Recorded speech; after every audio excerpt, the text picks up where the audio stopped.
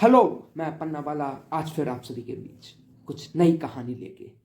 जो कहानी है या फिर आप सब शायद सोचते होंगे, गरीबी अगर मिटानी है तो माइनिंग मिटा सकता है। माइनिंग मतलब कि हीरे की खदान, सोने की खदान, कोयले की खदान। पर लेकिन जब हम कुछ फिगर्स और डेटा को देखते हैं तो जहाँ जहाँ माइनिंग्स होती है वह से डेवलपमेंट नहीं कर पाते हैं। तो डेवलपमेंट नहीं कर पाते हैं तो इसके पीछे कई तर्क दिए जा सकते हैं और कई लोग देते भी होंगे। जैसे कि जो माइनिंग्स होती है उससे बहुत से फ़ायदे नुकसान भी होते हैं।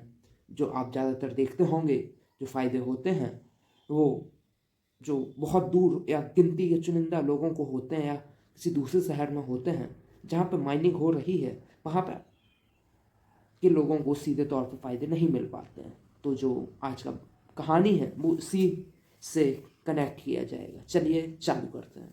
देखिए, एक गांव रहता है।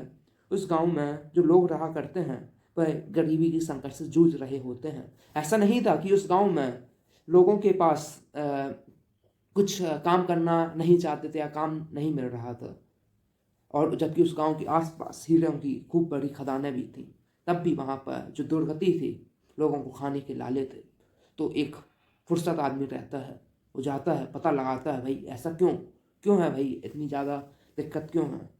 वो खूब मेहनत करता है। वो देखता है कि जो खदान रहती हैं उससे क्या होता है कि चुनिंदा लोगों को काम मिलता है। मतलब आप ऐसे समझिए, जैसे कि जो माइंस है, माइंस को मेंटेन और रन करने के लिए एक खूब ज़्यादा इन्वेस्टमेंट की ज़रूरत होती है, इंफ्रास्ट्रक्चर की ज़रूरत होती है। जो इंफ्रास्ट्रक्चर रहता है वो हर कोई नहीं बना पाता है। तो इसीलिए जो माइनिंग्स रहती है वो कभी उस एरिया को अच्छे डेवलपमेंट नहीं कर पाती है। एक हद तक डेवलपमेंट कर सकती है पर लेकिन उसे गरीब छोड़ देती है। आप और भी देखते होंगे कि जहाँ माइनिंग्स वगैरह नहीं होती, जैसे कि आप किसी बिग सिटीज़ का एग्जांपल ले लीजिए। चलिए मुंबई ले लीजिए। वहाँ पे बताते हैं कि ना माइनिंग्स है, ना एग्रीकल्चर कुछ है, पर लेकिन वहाँ पे इतना ज़्यादा मनी क्यों है? इसलिए लोग तर्क दिया करते हैं, तर्क देते हैं क्योंकि जो ट्रेडिंग होता है उसमें ज़्यादा से ज़्यादा लोग अपनी भागीदारी दर्ज करा पाते हैं। पर लेकिन जो माइनिंग्स होती हैं उसमें गिनती के लोग ही अपनी हिस्सेदारी दर्ज करा पाते हैं। इसको एग्जाम्पल से समझते हैं, जैसे कि रेत खदान है। रेत खदान के लिए अपन को जैसे कि बड़े बड़े ट्रॉली चाहिए हैं, जेसीबी चाहिए है, और भी बहुत कुछ चाहिए है। पर लेकिन जितना महंगा इसकी जो इन्वेस्टमेंट आती है, तो इसको ज़्यादा से ज़्यादा लोग भागीदारी अपनी तरफ नहीं करा सकते हैं। और जो उसका गवर्नमेंट से कॉन्ट्रैक्ट लेते हैं, कुछ भी लेते हैं, तो उसके लिए इतना ज़्यादा उन्हें प्राइस पे करना पड़ता है। तो ये हर किसी के लिए संभव बात नहीं है। तो और भी ऐसे तर्क हो सकते हैं। आप चलिए मान लीजिए, जो एक कोई गांव है जहाँ माइनिंग्स खूब ज़्यादा हो रही है। जो माइनिंग्स होती है और जो गवर्नमेंट होती है, गवर्नमेंट को भी रेवेन्यू चाहिए होता है। गवर्नमेंट अगर ऐसे ओपन लाइसेंस दे देती तो गवर्नमेंट को टैक्स नहीं मिलता है। जो टैक्स नहीं मिलता है तो गवर्नमेंट नियम लाती है, गवर्नमेंट अपने उसमें सही है।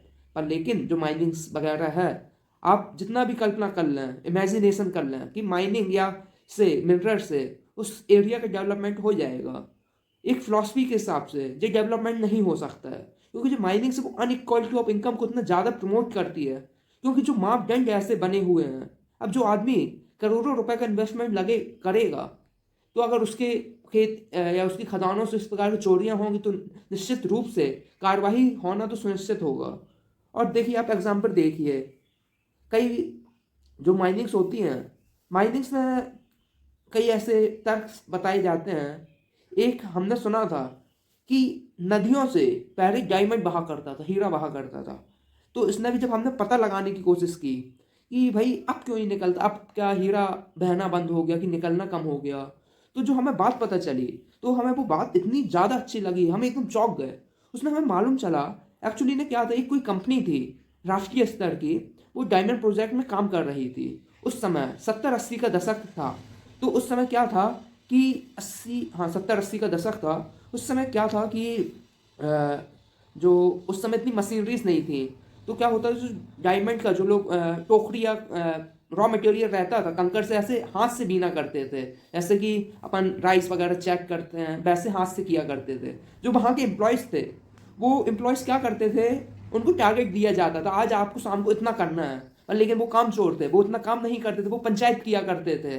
और लेकिन जो उनका बॉस था, जब वो शाम को आता, वो देख लेता यार इन्होंने काम नहीं किया है, वो क्या करते, अच्छी तो इस पानी का ऐसे स्पीड लेते और उसमें बहा देते, और जो कंकड़ रहते उसमें ही हीरे मिले रहते और वो कंकड़ बहते बहते नदी में चले जाते। इसके बाद वहाँ के लोगों को बहुत से हीरे मिले और जिससे उस क्षेत्र में एक से बढ़ के एक व्यापार की वृद्धि हुई। आप देखिए जो एक्चुअली जो हीरे मिले जिससे ज़्यादा से ज़्यादा लोग जुड़ पाए, वो क्या हुआ, बाई मिस्टेक हुआ।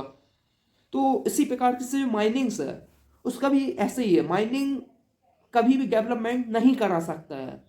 माइनिंग से डेवलपमेंट नहीं होता, जो डेवलपमेंट होता है वो भागीदारी से होता है। और ये जो बात किया मैंने, ये एक्चुअली ना पूरी कहानी एक इमेजनरी है, इसका कोई भी सही तर्क नहीं है, मतलब सही तर्क in the sense research development किया गया है, पर लेकिन आप फिलॉसफी में कई लोग मेरे से कहते हैं भाई बोलना क्या चाहते हो, तो एक्चुअली बोलना कुछ नहीं चाहते हैं, सिर्फ लोगों को चिंतन, मतलब उसने वो कराना चाहते हैं कि लोग भी चिंतन करें, सोचें। तो इसी के साथ मैं अपनी बात ख़त्म करता हूँ।